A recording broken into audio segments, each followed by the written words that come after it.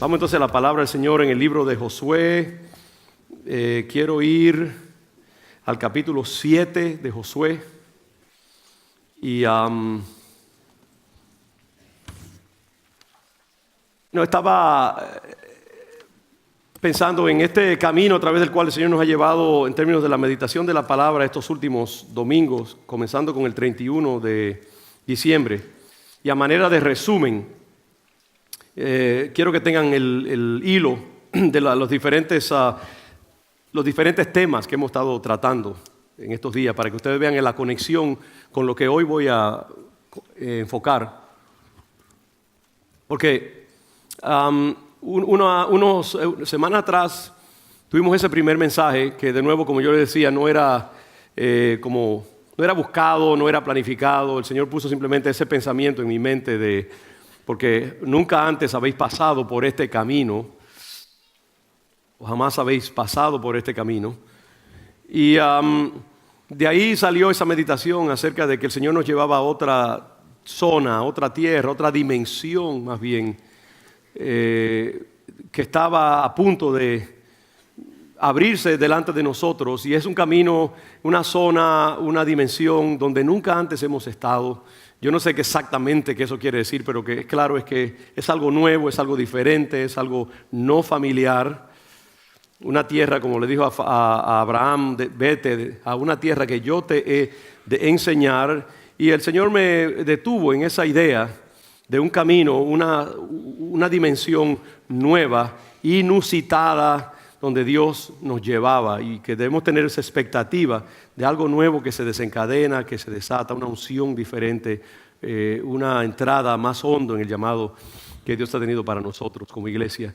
El domingo siguiente completé ese pensamiento con la idea que vemos en el libro de Josué, en los capítulos anteriores, de que como vamos por un camino diferente a algo a cualquier camino que hemos antes caminado, entonces tenemos que seguir el arca, porque el arca es la que nos guía en esa tierra no explorada donde Dios nos lleva. Y por eso es que en ese mismo capítulo 3 Dios les dice al pueblo que cuando vean el arca del pacto, se levanten, esa arca que está llevada por los sacerdotes y los levitas, y la sigan, a fin de que sepan, el versículo 4, a fin de que ustedes sepan el camino por donde han de ir, por cuanto ustedes nunca antes han pasado por ese camino. Entonces, la idea que el Señor puso en mi corazón como parte de un pensamiento que se ha ido desarrollando en mi espíritu, es esa idea de que si vamos a entrar por un camino no explorado antes, totalmente fuera de lo familiar, tenemos que dejarnos guiar por el arca. Tenemos que estar abiertos a la dirección específica del Señor. Tenemos que estar abiertos a iluminaciones y pensamientos y cosas no exploradas. Yo creo que este es un tiempo para Congregación León de Judá en que nosotros nos dejemos, que aprendamos, hermanos, a fluir en el Espíritu, de manera que si Dios pone algo nuevo en el servicio, o si Dios nos llama por un camino diferente, que estemos bien abiertos a lo que Dios quiera. Este es un tiempo para ser flexibles. Hermano, este es un tiempo para estar atentos a lo que Dios dice. Estar atentos a cambios sutiles en el programa de la adoración, y que nos soltemos y no estemos tan tensos. Porque la tensión, ¿sabe? Yo he oído por ahí, ustedes hermanas, corríjanme, que las mujeres cuando están demasiado tensas no paren. Cuando las mujeres se relajan, pueden parir.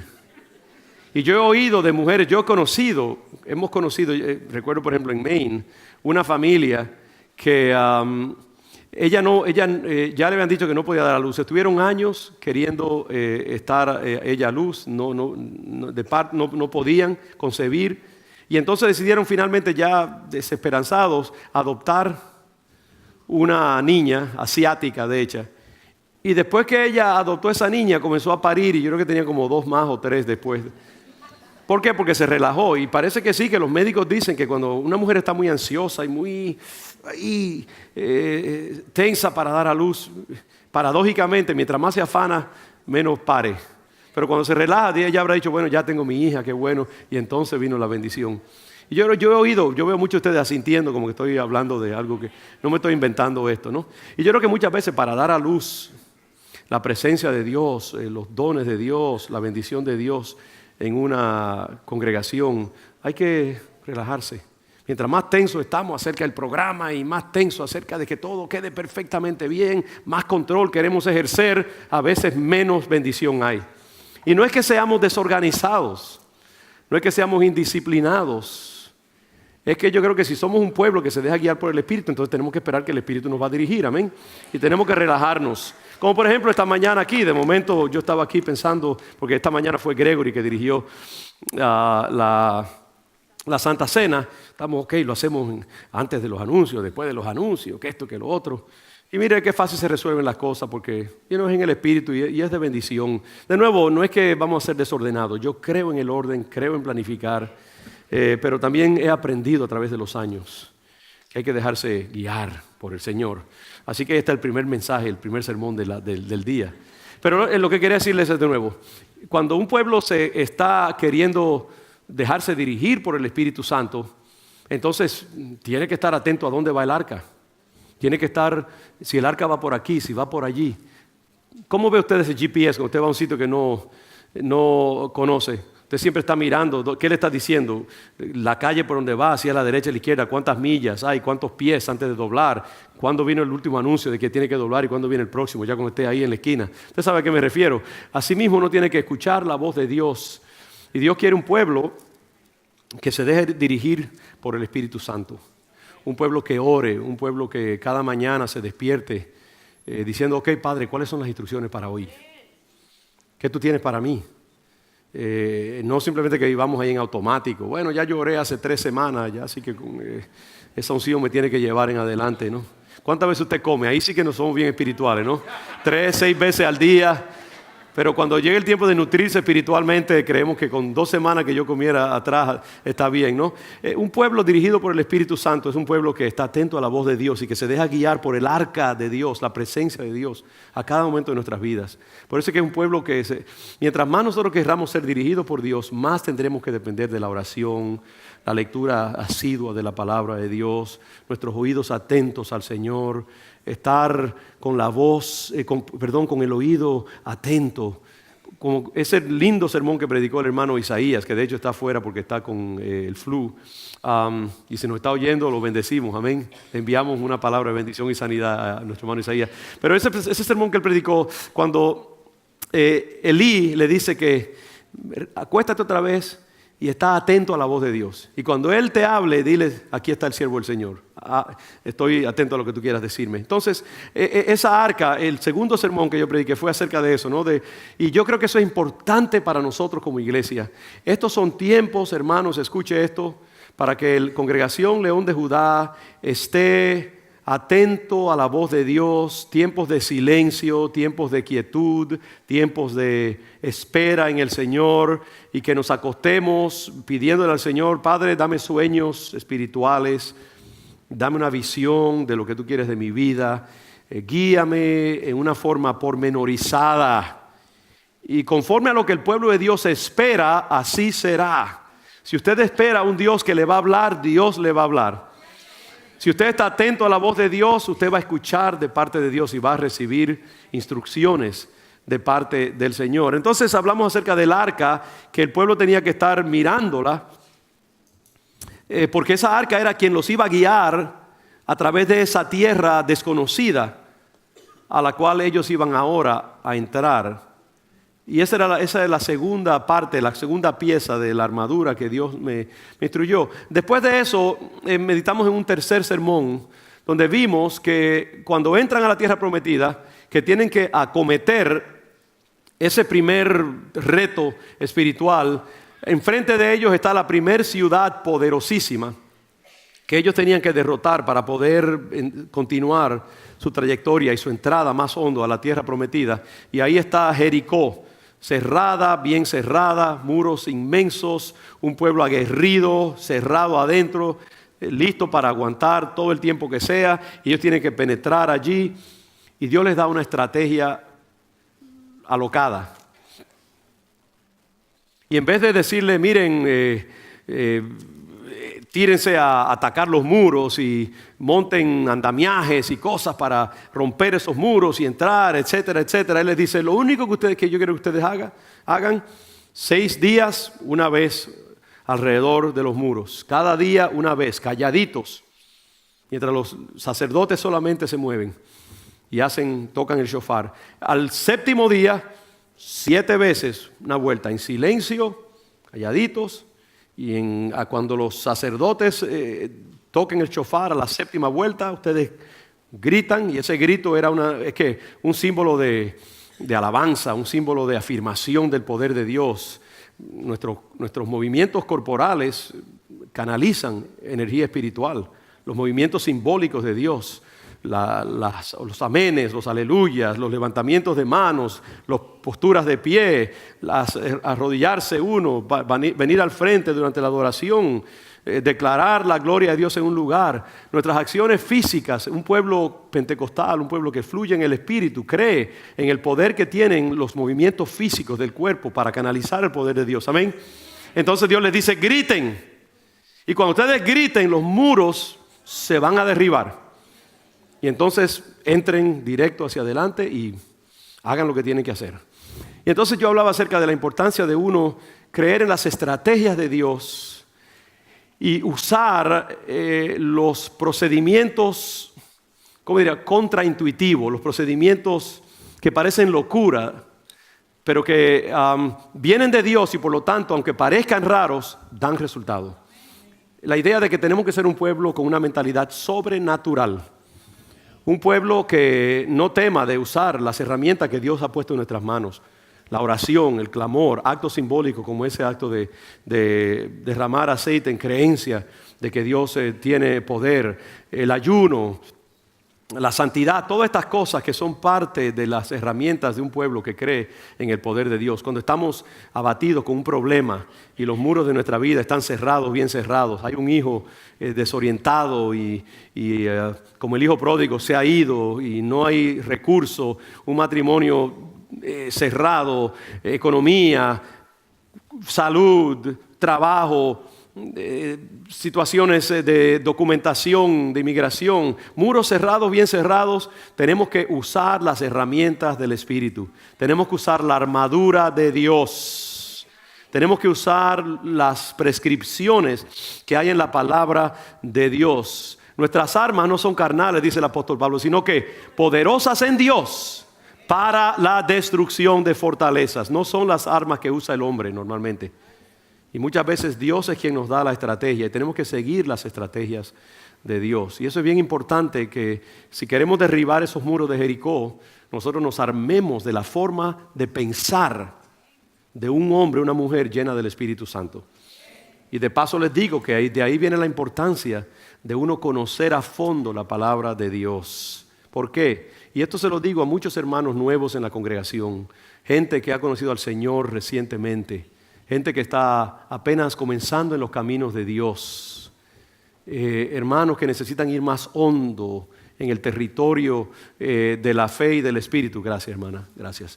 Que la manera en que ustedes van a entender cómo usar las armaduras y cuáles son las armaduras a las cuales ustedes tienen acceso es conociendo la palabra, porque en la palabra es donde están los precedentes que ustedes pueden usar. Hermanos, a todos se lo digo ahora, saturémonos de la palabra del Señor. Dios me habla a mí, una de las maneras más urgentes y más numerosas en que Dios me habla es a través de la palabra, activando un versículo, activando una imagen, activando un pensamiento, porque esa palabra yo la he conocido desde niño y esa palabra es la que forma los fundamentos de muchas de las cosas, no solamente que predico, sino de la manera en que vivo mi vida, la forma en que acometo retos y problemas.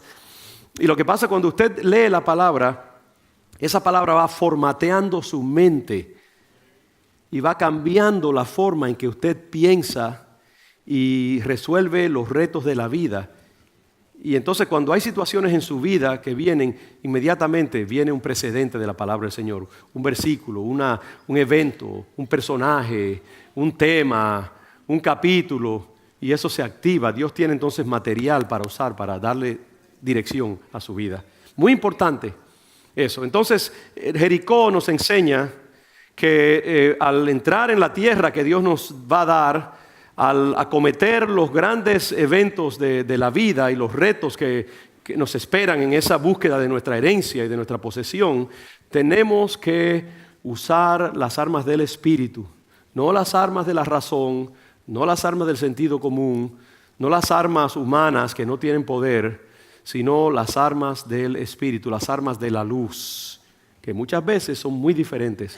Tercera, entonces la cuarta cosa que vimos el domingo pasado, que también el Señor depositó, fue el hecho de que cuando los hebreos entran a la tierra prometida y comienzan a comer del pan de la tierra nueva, ¿qué pasa? Que el maná cesa. Cuando ellos entran en su destino total, en su madurez, cuando entran en la culminación de aquello para lo cual Dios los ha tenido guiándolos desde Abraham, a través de los patriarcas, a través de José, a través de sus siglos en Egipto, a través de los 40 años en el desierto. De momento ellos llegan finalmente a donde Dios los quería traer, a la tierra prometida. Y cuando entran a esa tierra prometida, después de haber cruzado el Jordán, y comienzan a comer de los frutos que hay en esa tierra, y ya entran en el uso de lo que Dios tenía destinado para ellos, los sustitutos ya no son necesarios. El maná, la ropa que tenían que no se envejecía, las guianzas de la nube y la columna de fuego, ya aún el tabernáculo era algo provisional, que no lo mencioné el domingo pasado, pero ese tabernáculo móvil era un aguante hasta que viniera ¿qué? El templo firme. Y Dios les dio una provisión temporera de estas tiendas, de esta tienda inmensa, era algo que se armaba y se desarmaba mientras estaba en el desierto. Pero cuando entraran en la tierra, ya el templo verdadero, y ¿sabe qué? Ese templo era un simulacro del templo de allá arriba, ¿no? Y otras cosas allí. Entonces Dios nos va llevando en nuestra vida, en nuestra vivencia, a través de diferentes etapas en nuestras existencia. Algunas cosas las provee por un tiempo. Son provisiones generosas del Señor mientras viene lo verdadero. Y yo decía que Dios nos entra y está entrando a su iglesia en general. Vienen tiempos, profetizamos, en que veremos que todo lo que la iglesia ha disfrutado hasta aquí es maná. Y Dios tiene algo mayor todavía para nosotros. Amén. Hay una bendición más. Y yo les invito, mis hermanos, a vivir ansiosos por ese tiempo. No se conforme donde usted está. No nos conformemos con la bendición recibida. Sigamos hambrientos por algo más que Dios tiene para nosotros. Y según nuestro apetito, así será la bendición de Dios. Según lo que tú esperas y deseas del Señor y anhelas y clamas para recibir de Dios, así será la bendición. Seamos un pueblo hambriento para más, ¿ok? Bien importante. Entonces, eso es una parte importante. Ahora quiero poner la última pieza de este armazón, creo. Y es esta idea que se encuentra en el capítulo 7 de Josué. Y es un tema francamente pesado. Pero yo no quiero que sea un tema negativo para mis hermanos, sino un sano y paternal llamado a todos nosotros, incluyéndome a mí, para sobriedad en el Señor, para cautela y cuidado, para tener una conciencia tierna delante del Señor con respecto al pecado, con respecto a aquellas cosas que son un elemento de interrupción en la bendición de Dios. Porque este mensaje, yo no podía terminar esta serie sin trabajar esto. Y ustedes verán por qué. Si yo me limitara solamente a promesas de bendición y de triunfo y de provisión y de cosas buenas que Dios tiene para nosotros y omitiera esta parte, estaría haciéndole una injusticia al carácter completo de la palabra del Señor. Porque ustedes ven en este proceso de la conquista de la tierra que Dios tiene para los hebreos, hay grandes triunfos. Ese triunfo de Jericó fue algo extraordinario. Pero llega un momento en que algo sucede, que es lo que relata el capítulo 7.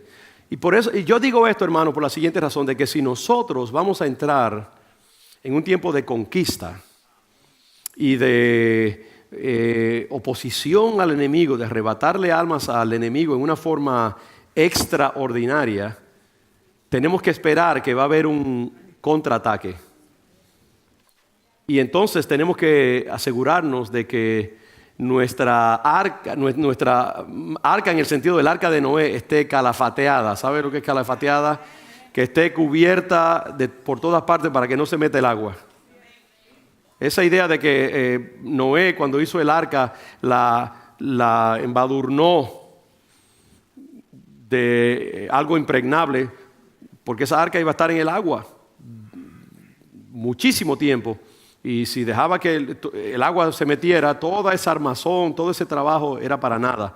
Y así mismo nuestra espiritualidad tiene que estar cubierta y protegida, porque si nosotros vamos a entrar a atacar al enemigo y a robarle y a despojarlo, como hicieron los hebreos, tenemos que asegurarnos, hermanos.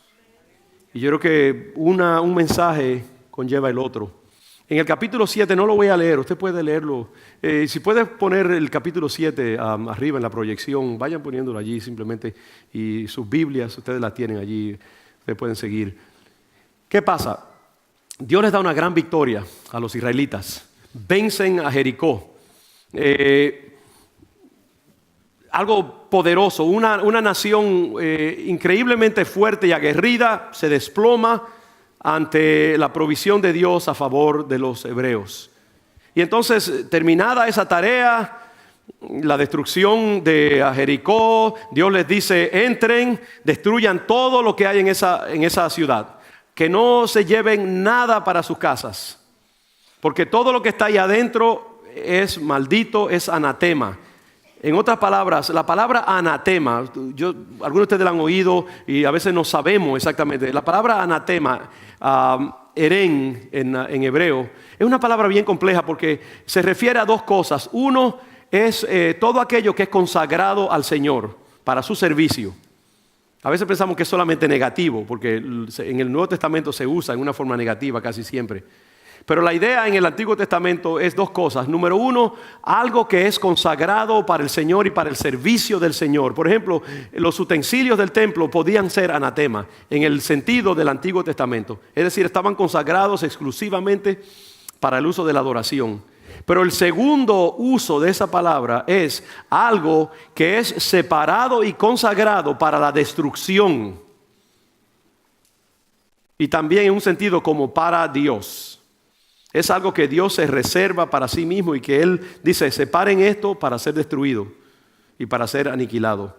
Entonces Dios les dice a ellos: todo lo que está en esa ciudad, y lo terrible de esto es que incluye a hombres, mujeres, niños, vacas, todo. Todo lo que está dentro de esa ciudad es anatema, está reservado, apartado para la destrucción. Y hay un interés personal mío en que eso sea así. Y de ahí es donde viene esta unidad, esta unión de anatema, como de algo que es consagrado a Jehová y algo también que es consagrado, o algo que puede ser para destrucción, pero en un sentido también está consagrado al Señor, pero para la destrucción. Y Dios deriva como una satisfacción especial de que eso sea destruido. Es un sacrificio también delante de Dios, pero con una connotación negativa. Entonces Dios les dice a los hebreos: cuando ustedes entren, todo lo que está ahí adentro está polluted, está contaminado, está impuro, trae desagrado, es una abominación para mí, y por lo tanto destrúyanlo todo y no quede nada. Solamente dejen las cosas de metal y algunas otras cosas que son reservadas, y resérvenlas para el santuario. Usted ve ahí esa mezcla rara de consagración para Dios y consagración para destrucción también. Y dice y les da prescripciones específicas acerca de lo único que puede permanecer. Todo lo demás, en un sentido, está contaminado.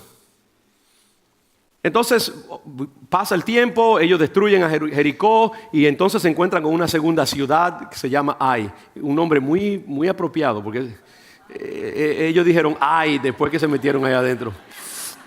La ciudad de Ai es una ciudad pequeñita, insignificante. En comparación con Jericó, eso es un chinchorro, como decimos nosotros. Y no debiera representar ningún esfuerzo para los hebreos que acaban de destruir una ciudad súper dotada como es Jericó. Josué envía unos cuantos espías y ellos regresan con un reporte bien seguro de sí mismos. Hermanos, de paso, cuidado con la confianza excesiva, ¿sabes?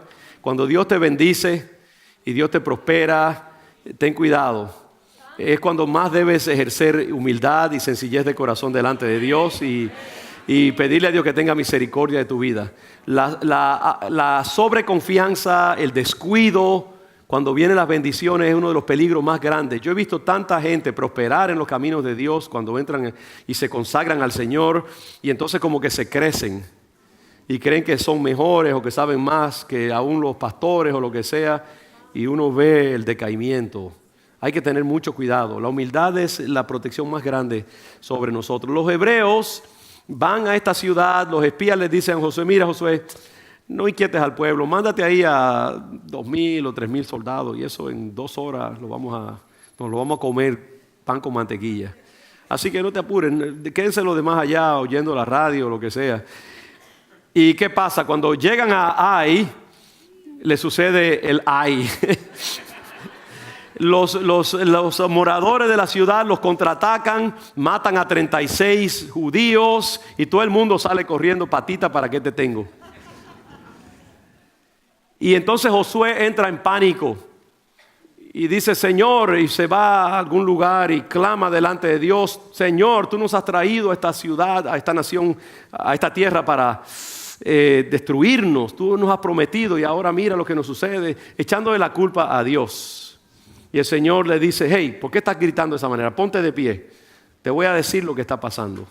Y aquí entra algo bien interesante, y es que sin saberlo Josué ni los servicios de inteligencia de Israel, un hombre llamado Acán, cuando destruyeron a Jericó, desobedeció las estrictas instrucciones de Dios y se reservó para sí mismo parte de esa propiedad que Dios había dicho: esa propiedad es maldita, esa propiedad está contaminada, esa propiedad es abominación delante de mis ojos, no la entren en el campamento de Israel. Y Acán no pudo resistir, vio una tela preciosa, un manto babilónico, vio unas monedas de plata, vio un lingote de oro, se llenó de avaricia y no tuvo el valor y la voluntad para decir: eso es maldición.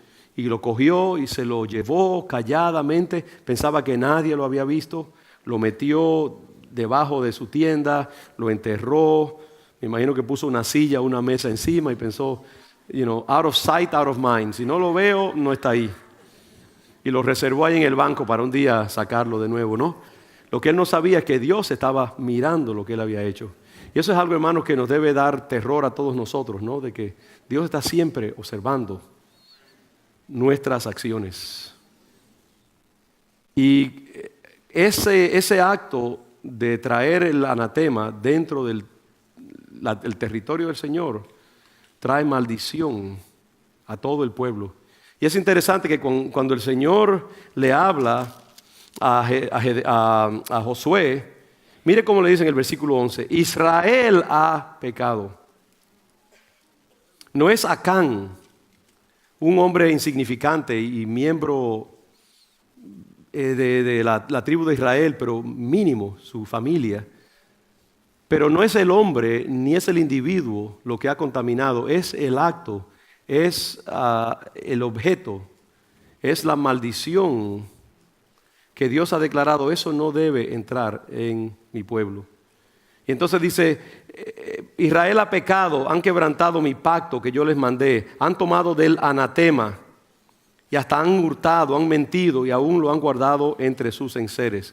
A mí me causa temor la idea de que no es Acán, sino que todo el pueblo queda contaminado con la acción de Acán.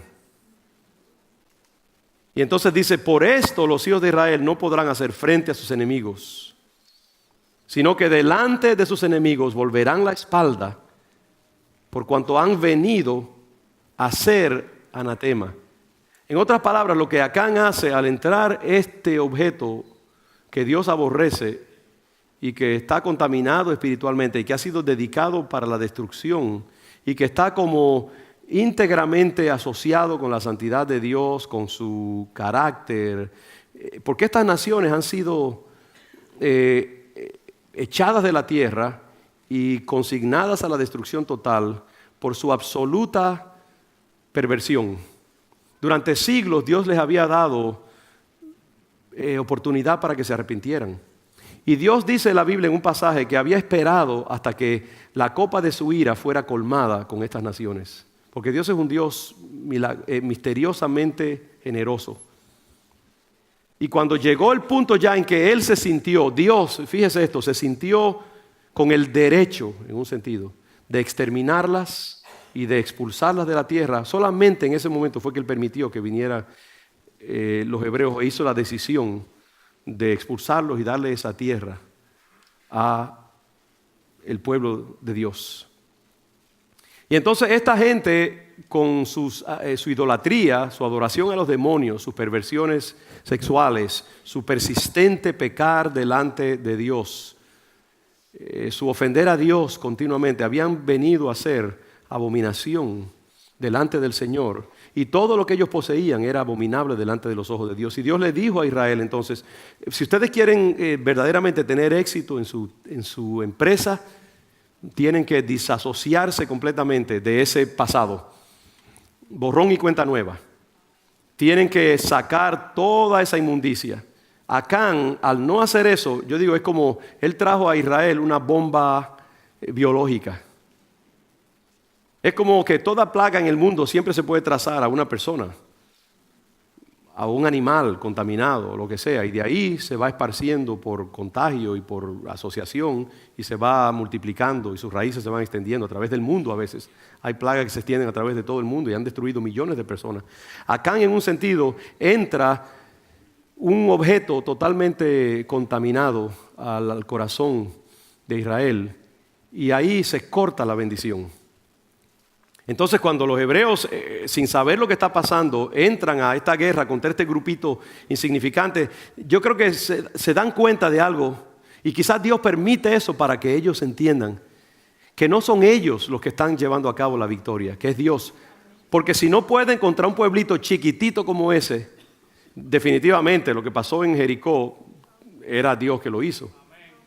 Cuando ellos no tienen el poder de Dios, la presencia de Dios, el favor de Dios, para con ellos ni con una ciudad mínima como Ai pueden tener éxito.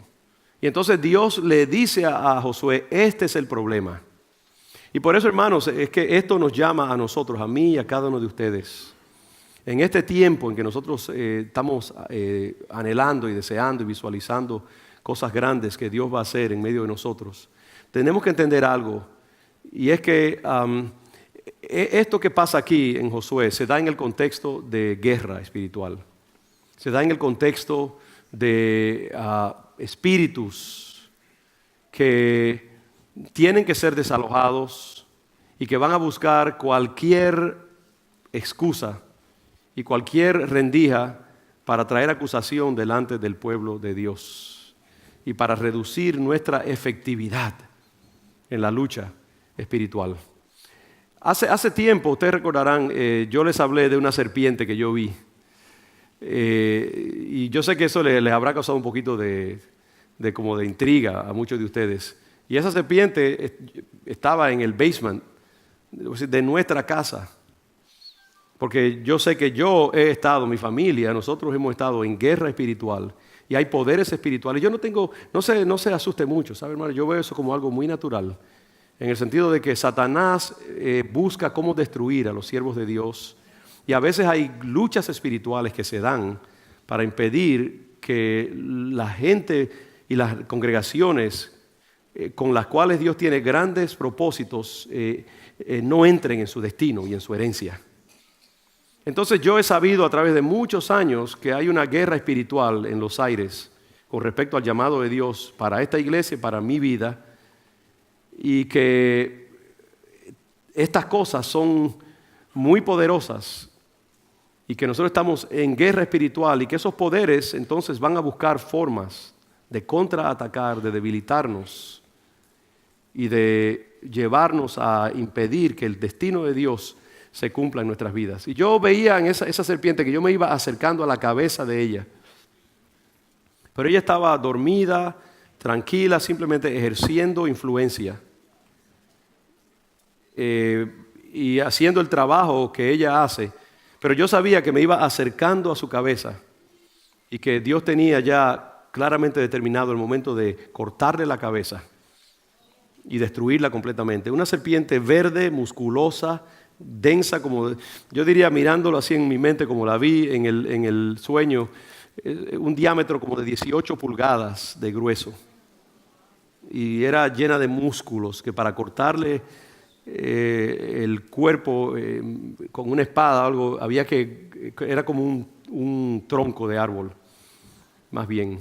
Pero eso no me escandaliza, les digo, hermanos, no me atemoriza, porque yo he caminado con ese entendimiento de la guerra espiritual y de la lucha que yo tengo y que esta congregación tiene para entrar en el destino de Dios. Como estas tribus israelitas tenían que luchar con poderes demoníacos, estas tribus estaban consagradas a Satanás y estaban peleando contra viento y marea para proteger sus vidas, sus familias, su economía, su cultura, y no iban a ceder el espacio livianamente. Si me dan un momentito más de tiempo, les voy a relatar un sueño que tuvo mi hermano Sergio Pérez, y que ayer él me había llamado a mi casa para decirme: pastor, he tenido un sueño y quiero compartirlo contigo porque creo que tiene que ver con Nueva Inglaterra en general. Y estuvimos hablando muchísimo tiempo acerca de todo esto. Sergio me dice que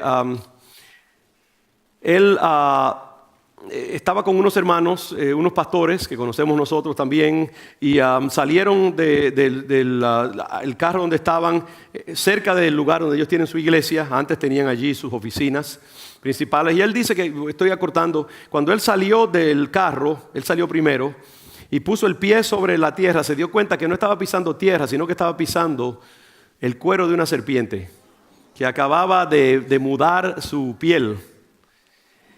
Y imagínense, estaba debajo, y él de momento pone el pie sobre la serpiente y se da cuenta así mismo que no es tierra sino una serpiente.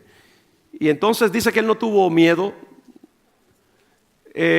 pero se dio cuenta que la serpiente, dice, era bien larga, bien gruesa, y que podía fácilmente coger el carro de ellos y amarrarlo. Era como una boa constrictora de esas.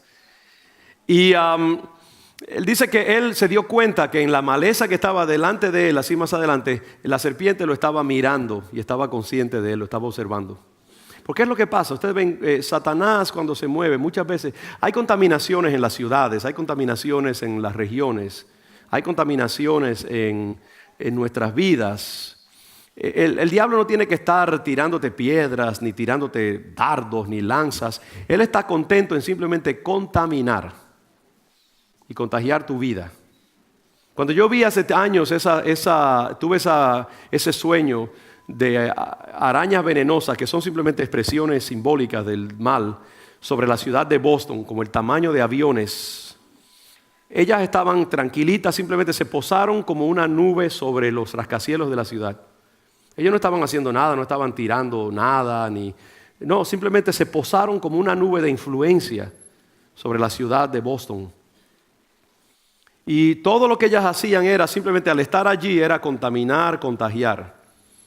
Ahora también vi, como les he dicho, encima de eso, en el firmamento, esa cara de león, que yo entendí, el león de Judá, que también miraba sobre esa escena y con su mirada ejercía influencia.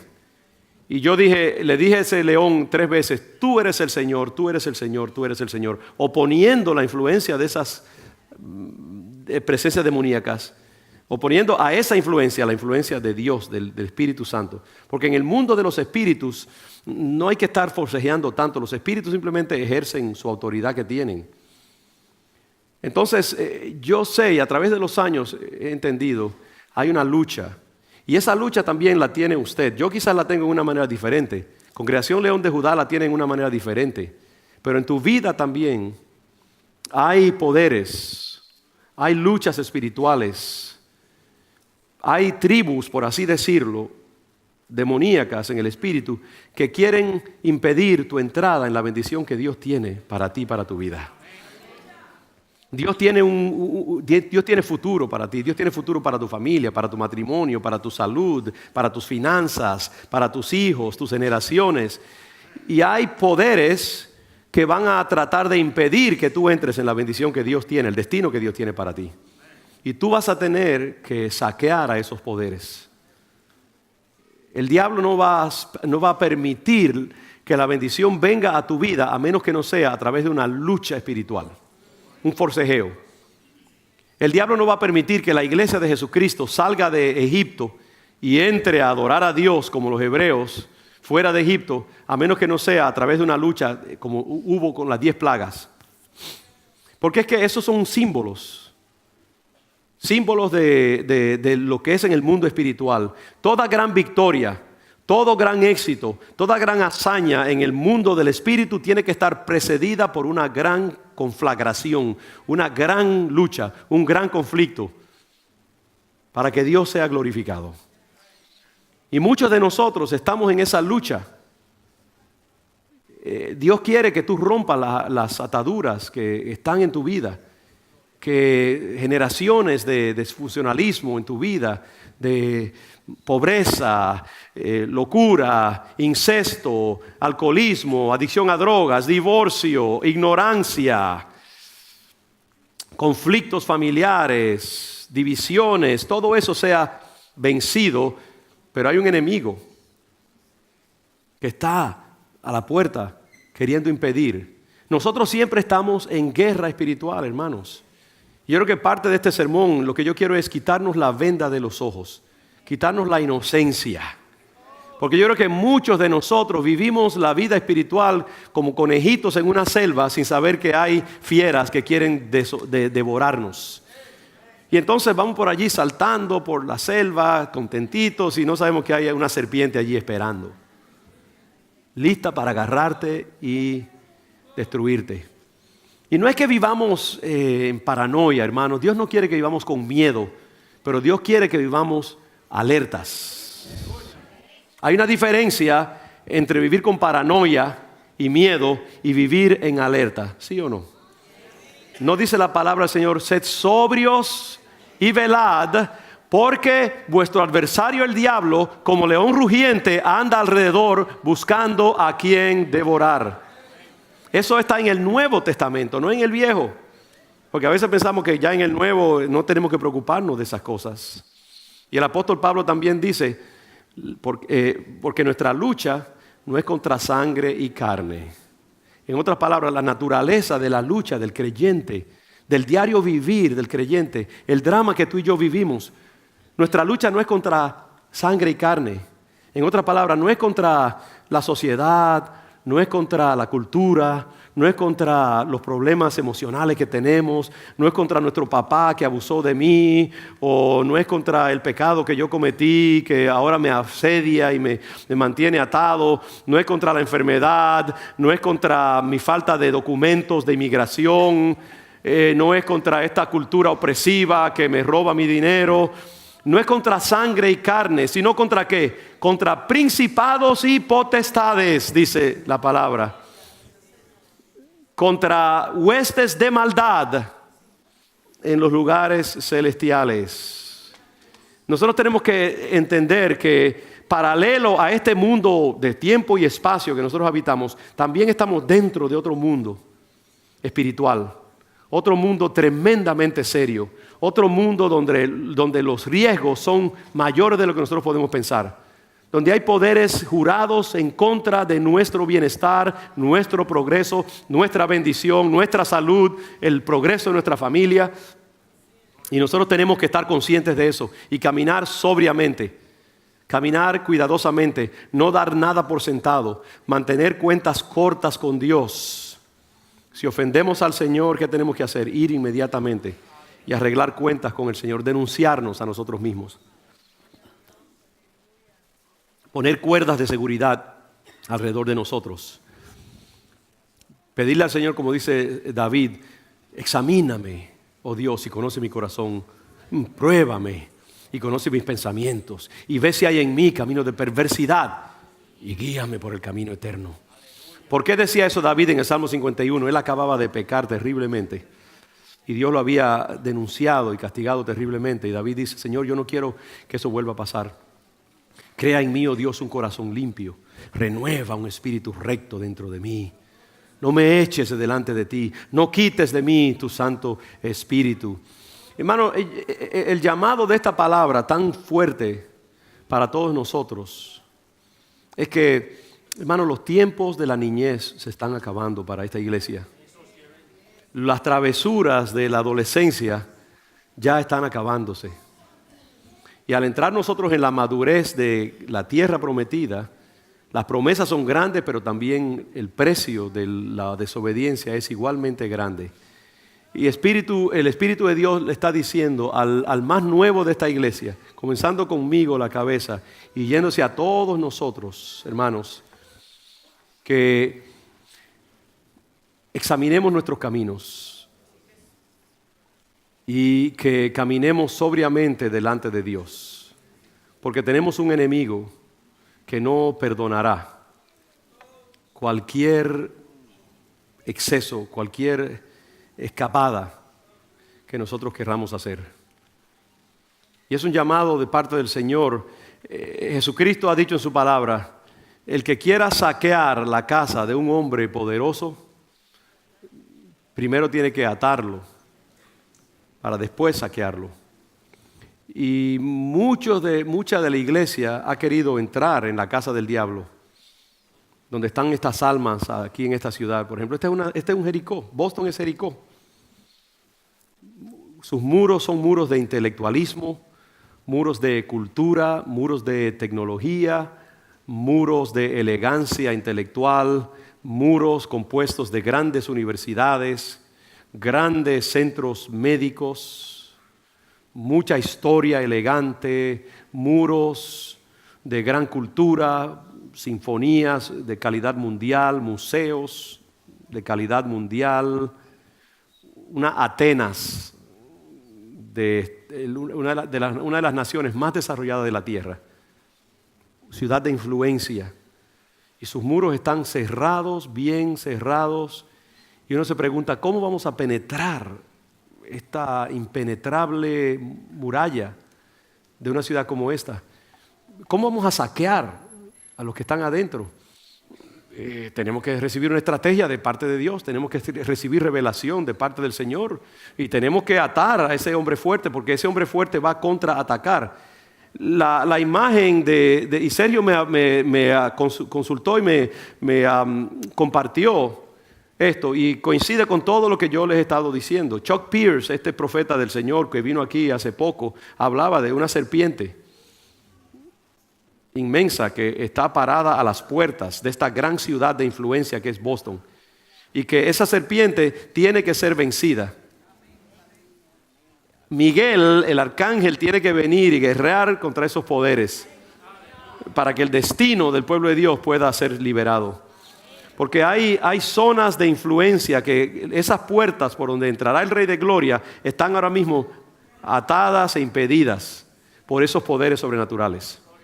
Entonces, Sergio me decía, yo he entendido que este sueño no es solamente algo local o para mí, sino que es algo de índole regional. Yo le compartía mi sueño y los sueños que he tenido a través de muchas décadas, de esa oposición que hay, que aguanta la bendición del pueblo de Dios, como esa bendición de la entrada a la tierra prometida aguantaba que los hebreos pudieran entrar en su herencia.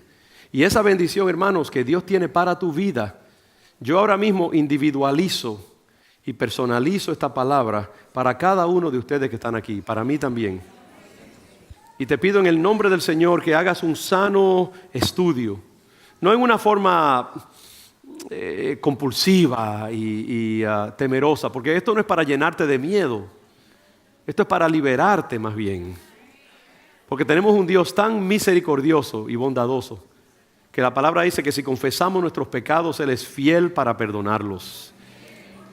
Pero lo que Dios quiere es que el pecado insistente, el pecado sistémico, el pecado repetitivo, la ofensa contra Dios en nuestras vidas, hermanos, cese, y que nuestros corazones sean hechos muy tiernos con respecto a lo que Dios espera de nosotros. Porque un hombre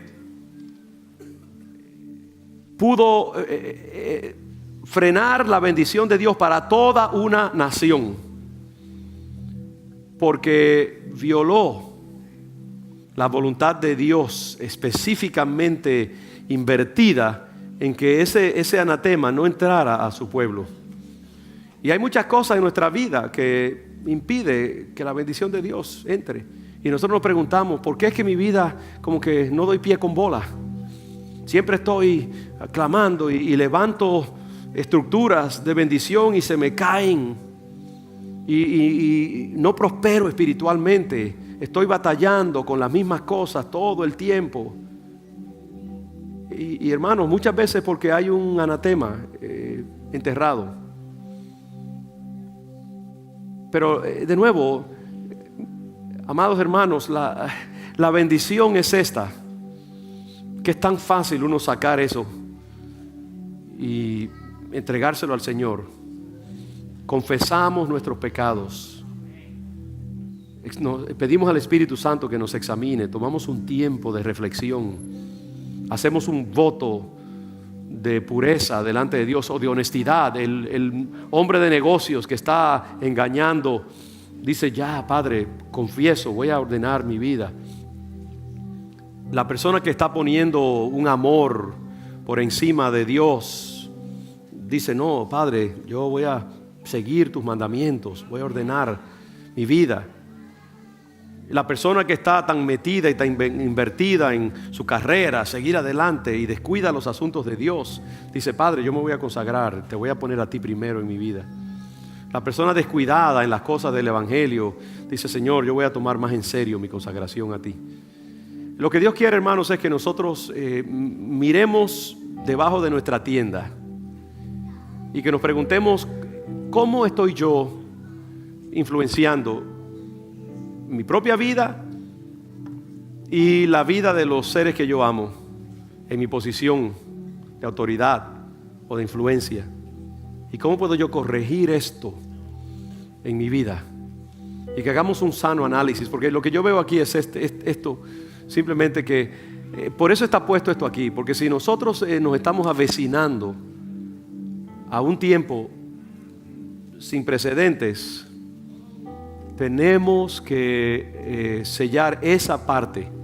Y por eso es que yo no podía terminar en toda honestidad esta serie de mensajes sin poner esa pieza en el rompecabezas. Un llamado a la santificación, la consagración de nuestras vidas al Señor como pueblo. Y Meche me decía esta mañana, y yo siento que es algo que no sé cómo lo vamos a hacer en este tiempo de yo apartarme por un tiempo. Pero ella me decía: mira, Roberto, quizás lo que tenemos que hacer, eso fue en reacción al sermón esta mañana en inglés, quizás vamos a como iglesia buscar un momento, tenemos que buscar un momento para tener como una consagración del pueblo de Dios. Y vamos a pensar en eso y vamos a orar acerca de eso, para que como pueblo podamos venir delante del Señor y como tener un momento de santa recapacitación. ¿No les parece que hace sentido eso en el Espíritu, hermanos? Y yo quiero comisionarlos a todos ustedes, hermanos, a todos los que están aquí y aún los que no están aquí, a los que estuvieron en el servicio de la mañana por igual, que concibamos un santo propósito ahora mismo individualmente, los que vienen de vez en cuando, los que son nuevos, los que están más consagraditos, todos los que están acá. Yo quiero invitarlos cuando se dé ese llamado. Óigame, me estoy comprometiendo a algo muy serio. Vamos a ver cómo lo hacemos en este tiempo.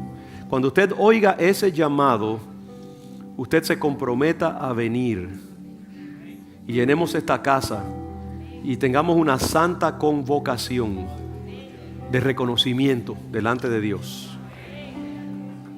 Dios le dijo a Josué antes de entrar a la tierra prometida, les dijo: dile al pueblo, santificaos, porque mañana yo haré entre vosotros maravillas.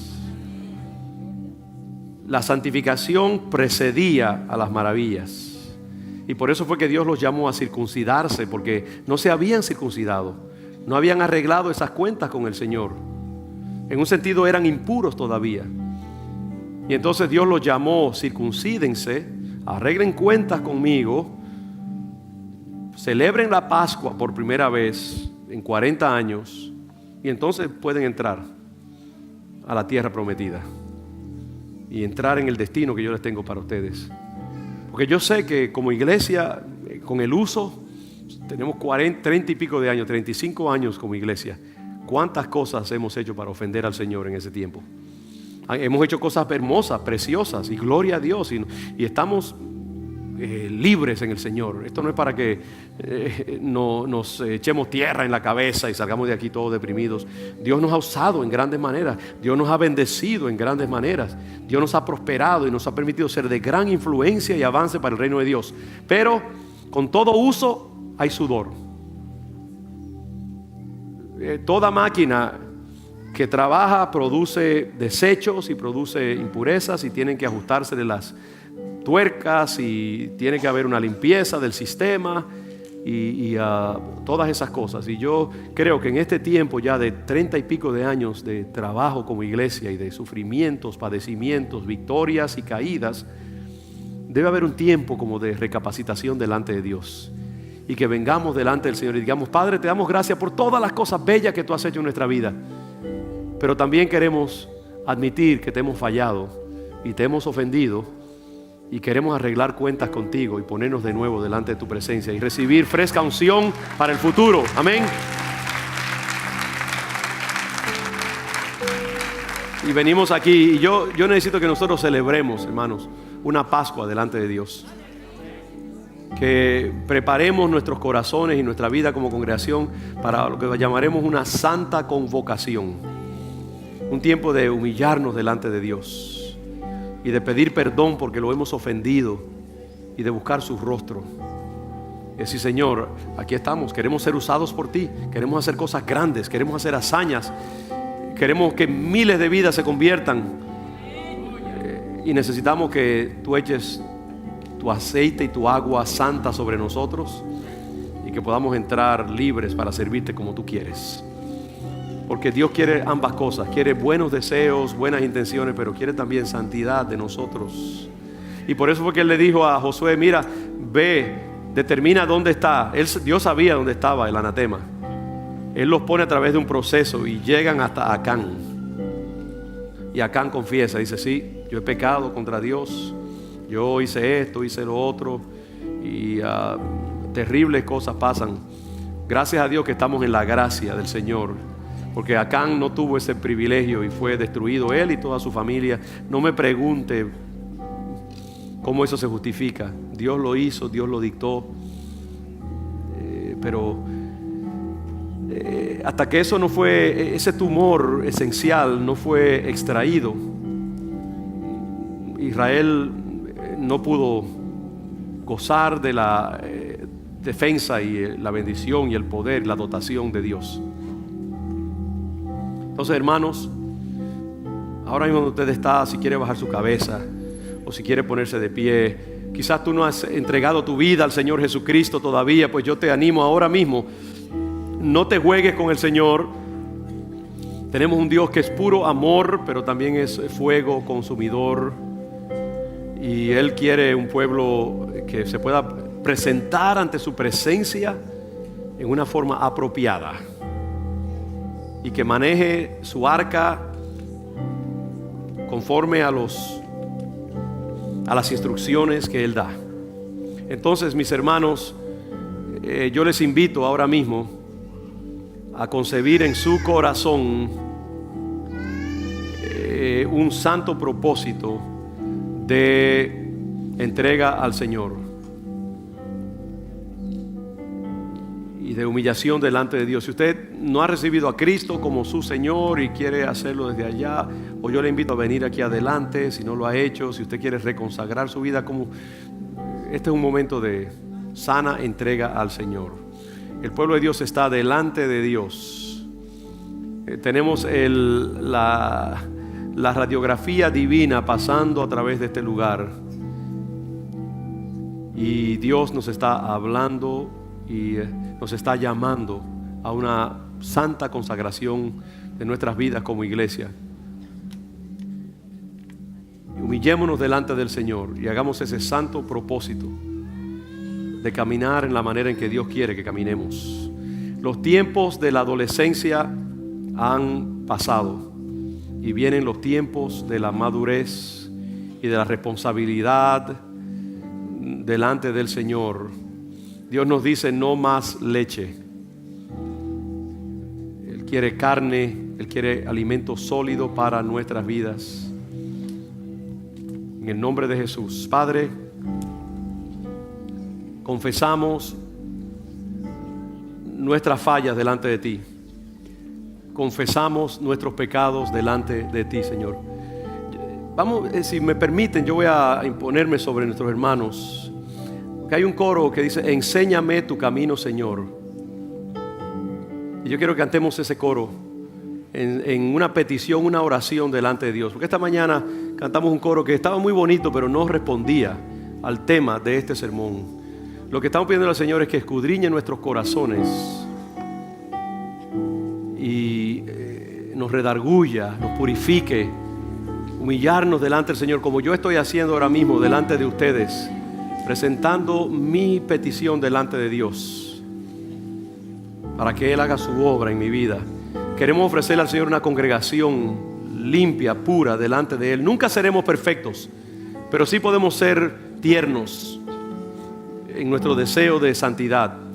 Y sí podemos ser muy puntillosos y cuidadosos en pedirle al Señor que haga su obra en nuestras vidas. Así que, Padre, en el nombre de Jesús nos reconsagramos a ti, nos entregamos a ti, reconocemos que delante de ti, Padre, no podemos permanecer excepto por tu gracia y tu misericordia, y recibimos este llamado, Señor, de parte tuya, para una vida que te honre, una vida que te agrade. Padre, rehusamos darle entrada a Satanás y darle derecho a acusarnos, darle ningún tipo de agarradera al enemigo, ningún tipo de motivo o excusa para hacer daño en nuestra familia, en nuestra iglesia. Y en esta tarde, Señor, escogemos el consagrarnos delante de ti, el reconsagrarnos, Señor, y reconocer nuestra necesidad de tu sanidad, Señor.